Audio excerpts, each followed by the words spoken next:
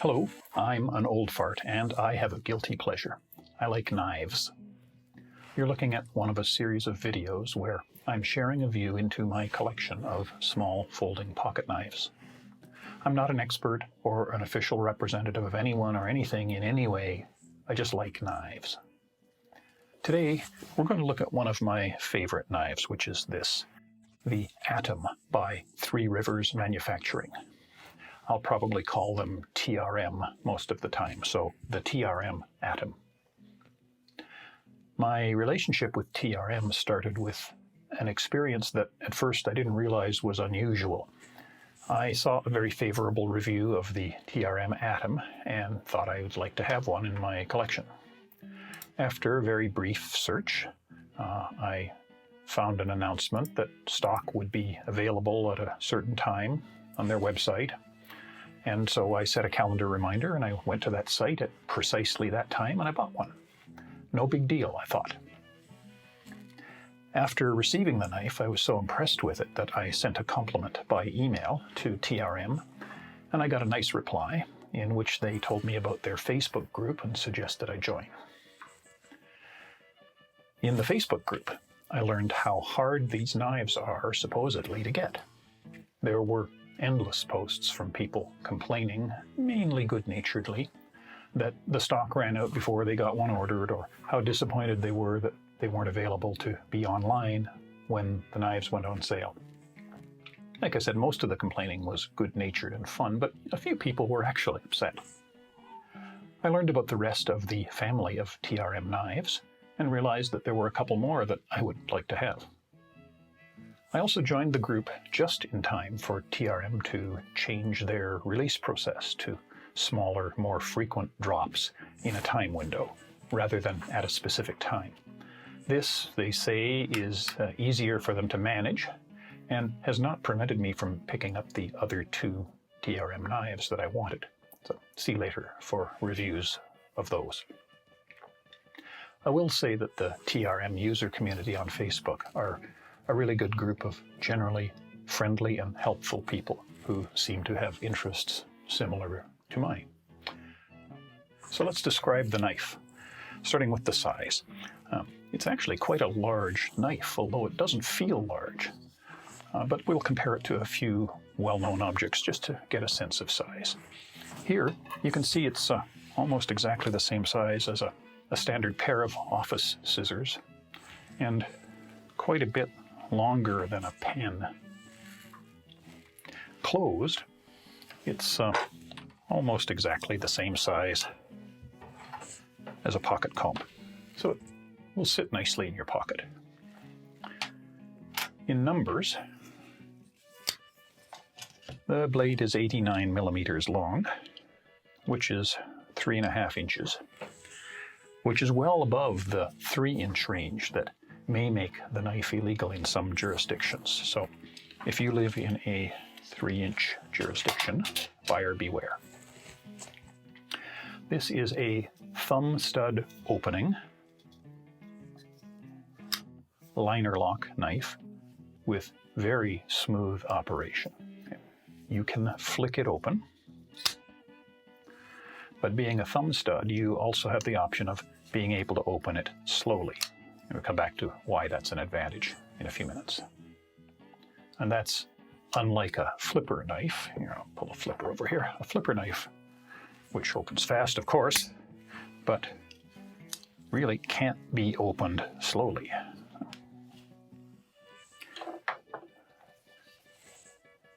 The Atom can be set loose enough that it will drop shut, so that if I just release the blade and turn it, the blade will fall shut.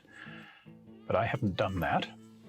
In fact, I did do that originally just to see what it was like, and it was very cool, but I undid it and tightened it up a bit because I don't like blades moving under their own power. It scares me. So I have it set so that it requires just the tiniest bit of momentum to get it to close. The clip is satin finished titanium, and it's a deep carry clip. It's nice and long and it's not overly tight. Holds well without having to fight to get it in or out of my pocket, so I really like it. And the clip is single-sided, which means there are no mounting holes on this side to move it to the other side. Now that's actually a function of these carbon fiber scales. There are holes for the clip in both sides of the interior titanium frame. So you could move the clip if you purchased scales that had the appropriate holes bored through them.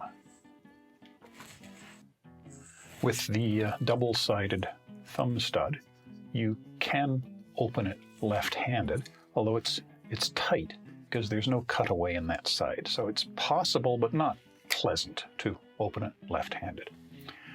And it is definitely designed for right-handed closing. There's a cutaway here to access the liner lock on the presentation side.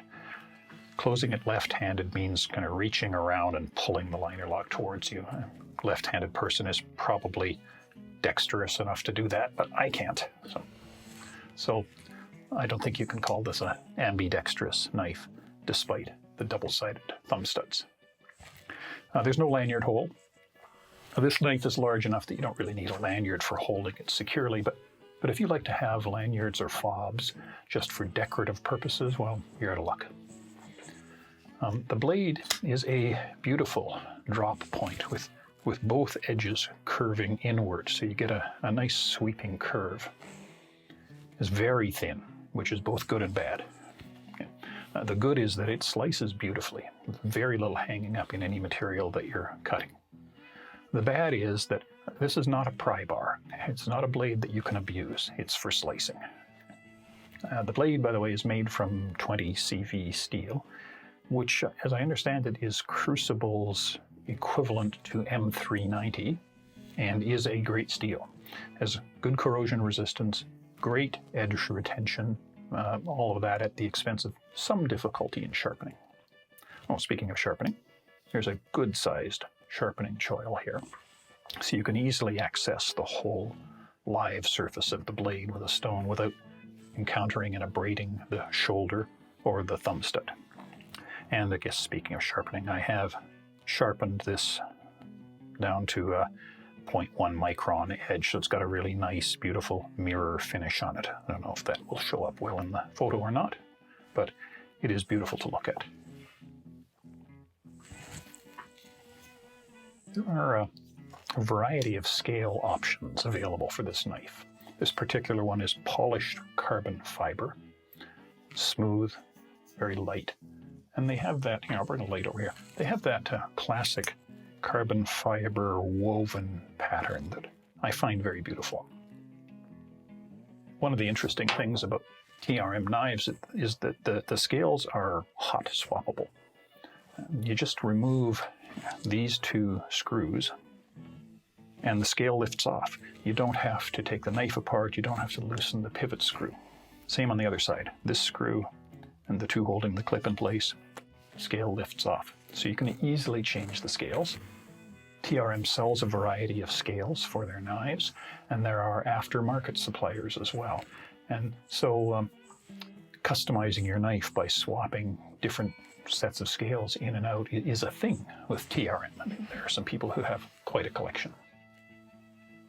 I like a lot about this knife. I love the look. I love the simple lines. I love the subtle Three Rivers logo etched on the blade.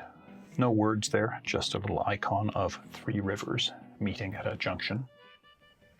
I love the beautiful blade shape, and I love the way the curve of the back carries through into the curve of the blade, so you get a sense of sort of one single swooping curve. I like that the blade is thin and slicey, and I like 20 CV, which is wonderful steel. I will mention, in return for that long-lasting edge, sharpening is not easy. It requires good abrasives and some effort. With diamond stones and some time, it sharpens well. I like the stone-washed finish on the blade too, because it doesn't fingerprint easily, and it cleans easily. So I'm not constantly having to polish my fingerprints off the blade. The mechanism of the knife is wonderful. It flicks open beautifully, and it makes a really nice sound.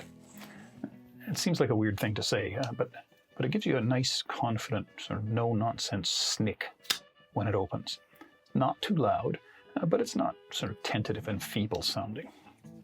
Now, I said you can flick it open, but another advantage is that you can also Chris Reeve it open. See, it opened slowly and locked securely. And yes, I did just use Chris Reeve as a verb. In fact, any noun can be verbed, some more than others. What I mean by Chris Reeving it open is that you can open it slowly and smoothly, but still get a complete secure lock. With some knives, a slow open results in an incomplete lock engagement, and so you need to be forceful to get a strong lock. I don't have a knife like that to demonstrate. But anyway, not with Chris Reeve's knives, and they kind of define smooth, secure, deliberate opening, and not with the Atom. It's an easy knife to close. There's a good cutaway here to access the locking mechanism with your thumb and begin the closing operation. And finally, under the things I like heading, they say these knives are hard to get. And I kind of like that. I like the mystique of a product that's hard to get. It's not impossible to get. It just requires some work. And that produces a feeling of accomplishment. And you get the pride of having something that not everybody has. Oh, we should talk about comfort briefly. It's large enough to get a full 4-fingered grip, and it's comfortable, no hot spots. You can choke up into the finger choil if you like that sort of thing. Personally, I don't, but you can. Carbon fiber is very smooth. The edges are chamfered. It's polished. It feels very nice. However, I suppose it's worth saying it might be slippery because it is polished smooth. I haven't found that, but I haven't really been in a slippery situation with this knife. There's no jimping on the back, and that might help a bit to have something there for the thumb to grip on. So I have no trouble holding this knife securely, but if I was covered with water or oil, that might be a concern. Now, what don't I like? Well, there really isn't anything I dislike, but I'll list a couple of minor things just so there's a list.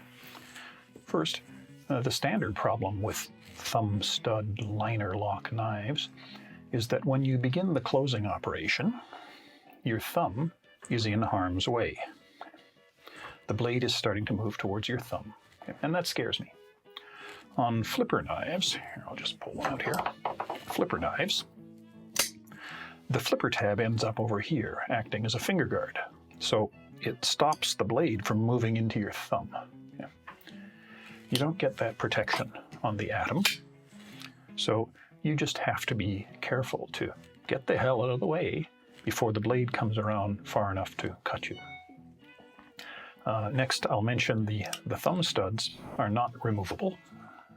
They're screwed in, or they're not screwed in. I think they're press fit. On knives where the thumb studs are removable, I generally do remove them for sharpening, just to avoid the danger of scraping or nicking them with the sharpening stones. This knife doesn't have that option, or if it does, I haven't figured out how to do it yet. That's a very small list of things not to like. Now, let's run through my internationally unknown knife rating system. First, my NTGK rating for non-threatening gentleman's knife. I'd like to do the GK part first to get the really easy score out of the way. For GK as a gentleman's knife, I'll give this an A+. It just gets it all right. It's very pocketable, smooth, no edges that bind, deep carry pocket clip that keeps it out of sight, but easily accessible. The mechanism is very smooth and elegant, and there's a great overall shape that just says elegance. So I'm going to give it an A+ for GK gentleman's knife. For NT non-threatening, I'm going to give it just an A. The negative that pulled it down from an A+ is that it is just a little large to be non-threatening. It does look a little bit stabby and murdery. Aside from the size, in many other ways, it is quite non-threatening. It's an elegant shape.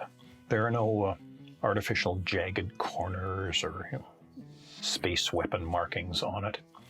And it can be opened in a non-threatening manner.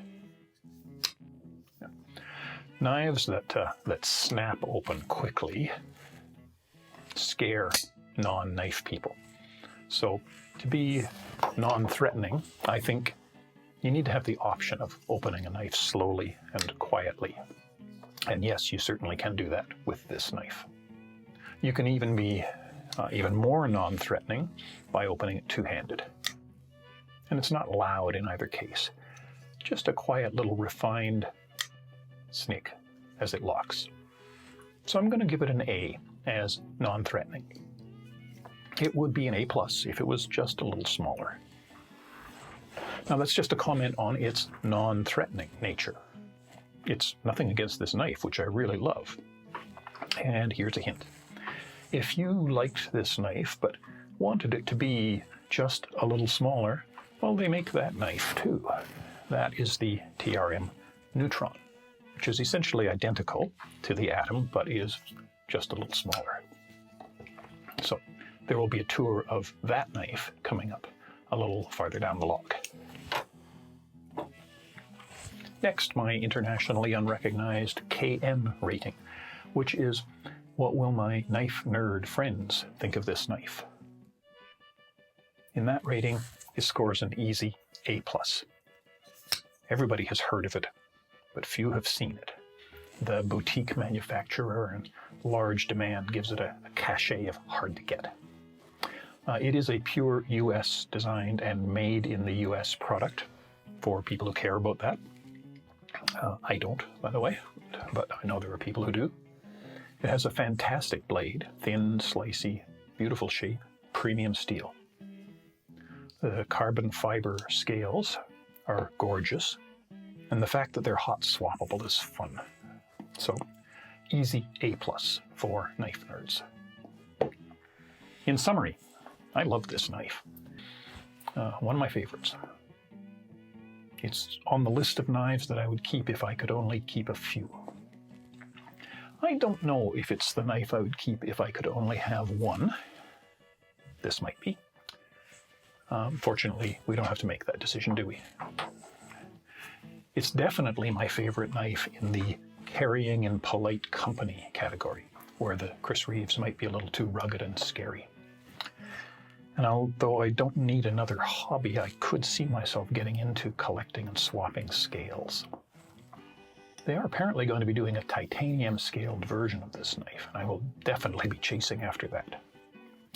Anyway, that brings us to the end of this tour of this gorgeous knife, which I truly love. The Three Rivers Manufacturing TRM Atom. Not as easy to get as normal over-the-counter product, but well worth the chase. Thanks for watching. See you again.